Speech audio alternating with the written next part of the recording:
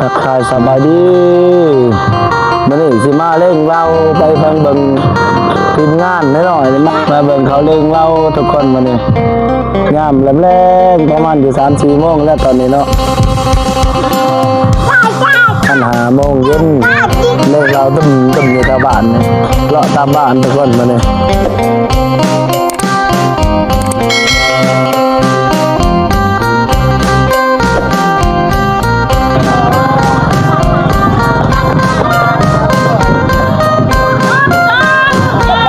บรรยากาศที่เจ้าเล่นเราตอนนี้ชาวบ้านเนินใต้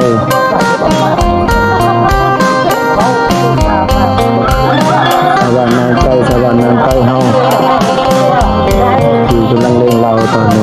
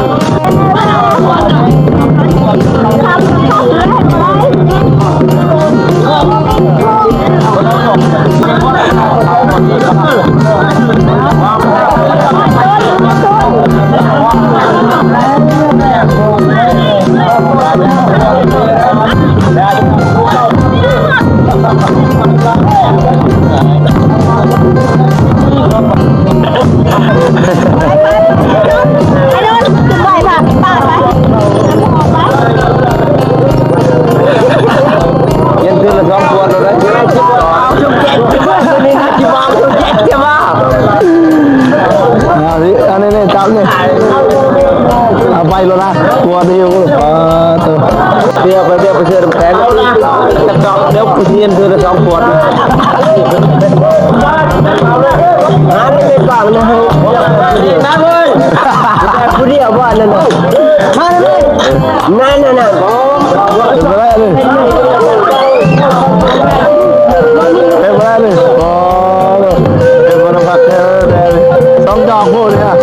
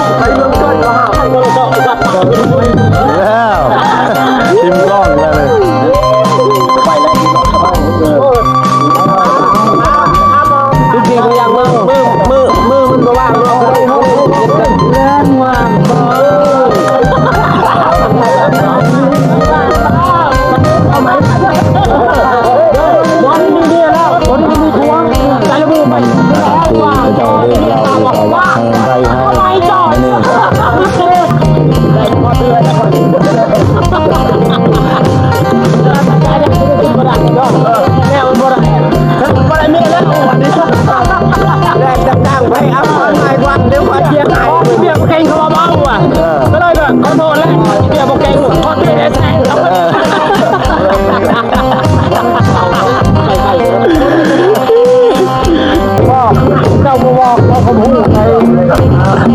มาน้ำเอา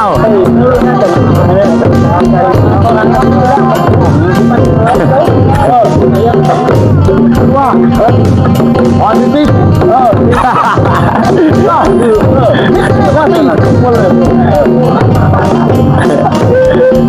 สนับสนุนเลยนักกีฬาเรา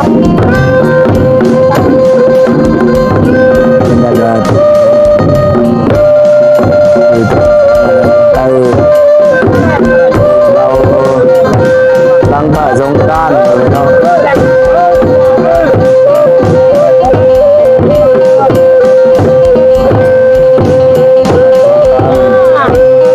ย้อนหลังถ่ายสงกรานต์ปีใหม่แล้วตอนนี้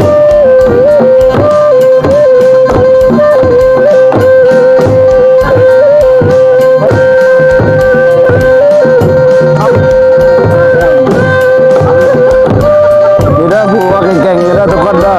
อันนี้นะเจ้าตามหาคนหัวเก่งๆอยู่เด้อเราหัวเก่งกันวันนี้แหละหัวขนาดเก่งวางอยู่มาต้องทิพย์หลังมีได้เราดูนี่ไล่เรื่องเข้าไปแรงวางบ้าไปมักเชียงหัวเราเด้อวันนี้เด้อยืนนาเราไว้เด้อไม่ยอนเลยหัวก็ได้ไหมเนี่ยมั่วเข้าไหมหัวคนเฒ่าไปซื้อต้นใหญ่นี่เนาะมาได้เพื่ออะไร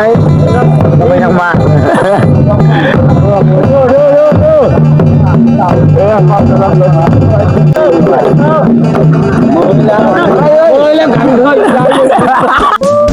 อันนี้จะวัดเดินนอนวัดทำบ้านเลยว่าตอนนี้นอนวัดนอกบ้านเลยว่าจอดห้องน้ำเลยน้ำจากเลยเขาเลยเนาะ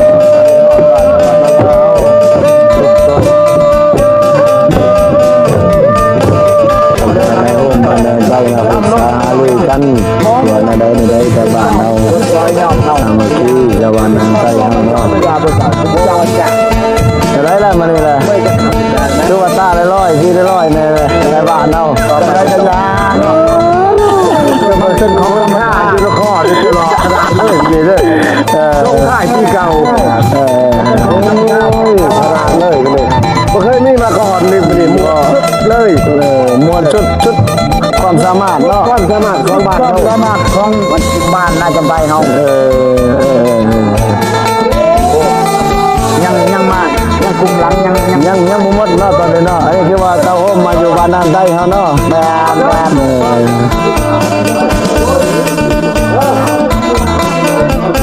โซนนี่ได้ละคนโซนคนโซนนี่ได้ละคนหัวเก่งๆนี่พอดีแล้วทุกคนเลยคนหัวเก่งๆโชว์ได้สนใจติดต่อได้ทีมงาน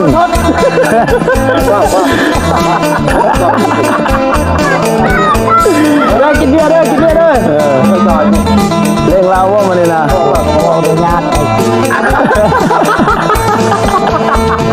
เราไหม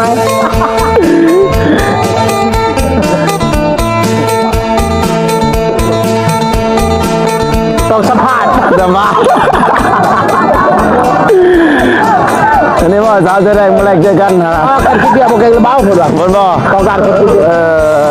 ตอนนี้สาวเสื้อแดงนะโสดอยู่ตอนนี้เพิ่นว่าต้องการคนกินเบียร์เก่งๆเพิ่นมักซาก้อนกล้องว่าเนี่ยสาวบ้านน่าจะได้เฮาเนาะกำลังแห่เข้าวัดเข้าว่าตอนนี้ทุกคนที่ชาวบ้านน่าจะได้เฮา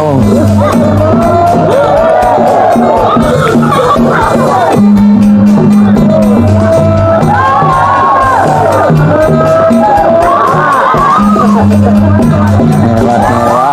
ตอนนี้อยู่วัดได้เฮากำลังแห่อ้อมวัดตอนนี้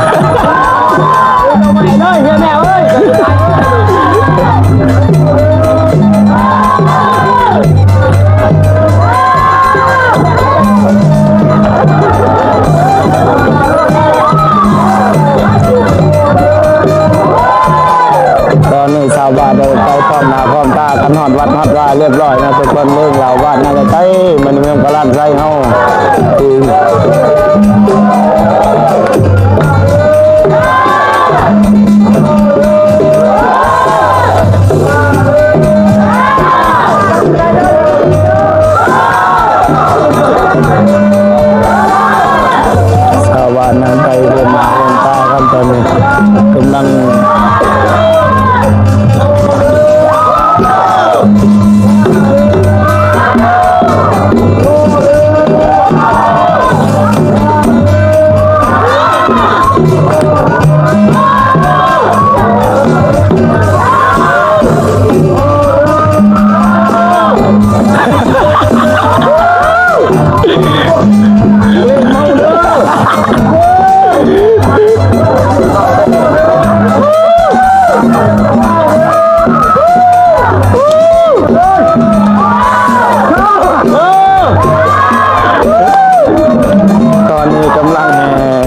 วัดมาสามหอดทุกคนมาที่วัดในใกล้เฮาที่จะได้เลี้ยงเราแล้วตอนนี้ที่วัดประจำที่เฮาเนาะตอนนี้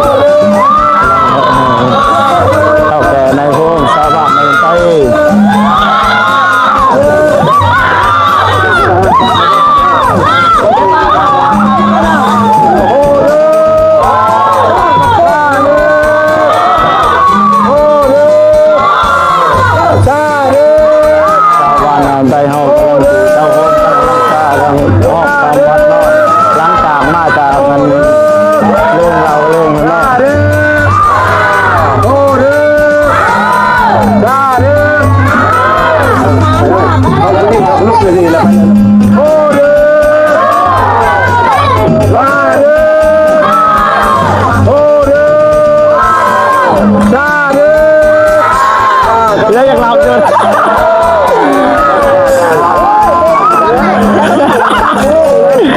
หลังจากชาวบ้านได้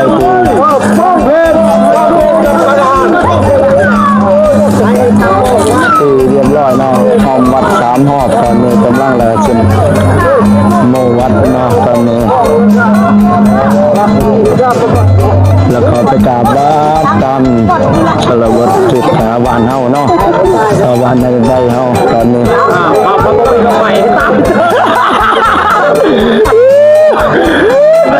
ครูบาวโจทย์ครูว่าเก่งๆเลยเด้อดอกไม้บ่มีครูก็บ่มีเราว่าตอนนี้โจทย์ตลอดชีวิตว่าเย็นชั่วโมงจะกล้าจะได้ไหนยักษ์เศษอะไรมันบ่แม่นแล้วนะพอประเกศให้มันแล้วว่าให้มันแล้วจ้ะเนาะ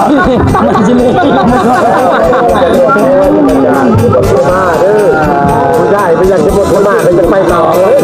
ก็ไปต่อไปร่างกายเมาของผู้ชายได้ที่ใครบ้างตอนนี้กำลังบรรยากาศที่เจ้าลังการวัดเจ้าฟ้าสิน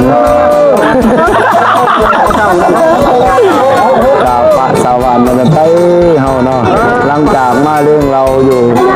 แต่ละบ้านเลยมาหอดวัดหอดว่าเย็นสามหอบก็เลยมากราบวัดกราบพระเนาะสิน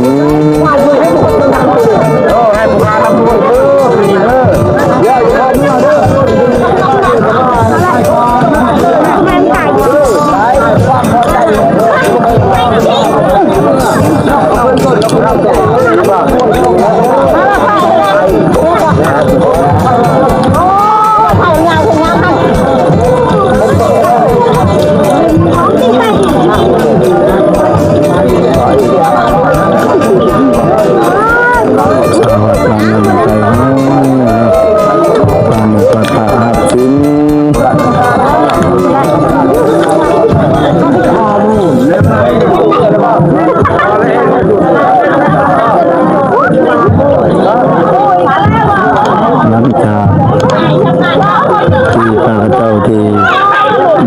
ตอนนี้คือมืดค่ำตอนกำลังฝนสิตกทุกคนตอนนี้กำลังมืดอยู่ตอนนี้คือฝนสิตกและฟ้ามืดครึ้มค่ำกำลังฝนผ่ากำลังสิลงมาตอนนี้ชาวบ้านนั้นใต้เขาก็เตาโฮมกันเรียบร้อย หลังจากเรื่องเราแล้ว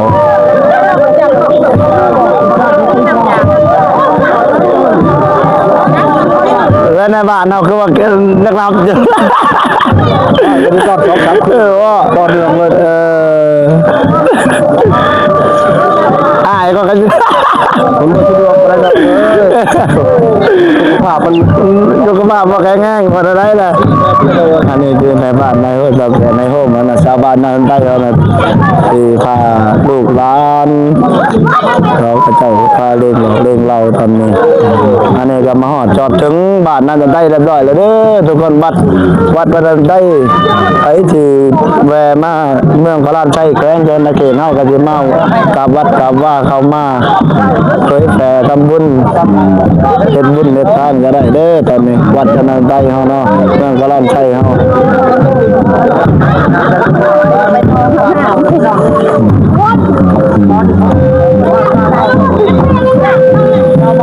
หลังจากมาหอดบ้านหอดช่องหอดวัดหอดว่าตอนนี้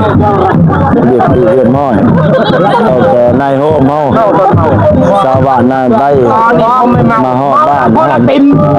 ช่างมันหอดวัดหอดว่าเรียบร้อย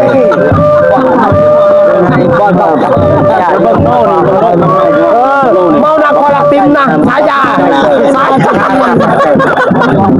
อย่าว่าแล้วเป็นพระหับสิบเราอยู่วัดบ้านนั้นไปมาดื้อหอดวัดหอดว่าเรียบร้อยขึ้นมาเด้อพวกเขาอีตุ่มขึ้นมาเด้อก็ต้นมาขึ้นมาไหวเทิงสลาไปเลยเด้อเด้อว่าหลัดเรียบร้อยเอาขึ้นมากราบ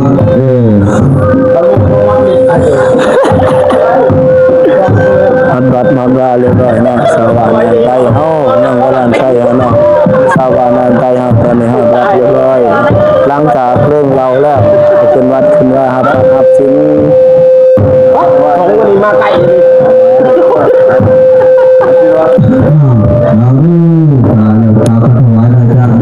มาไกลอะไรเลยหรอนะโมตัสสะภะคะวะโตนะโมตัสสะภะคะวะโตอะระหะโตสัมมาสัมพุทธัสสะนะโมตัสสะภะคะวะโตอะระหะโตสัมมาสัมพุทธัสสะอิมานิมายังพันเตกาปารุทังปะริหานังภิกขุเสวะเทนิ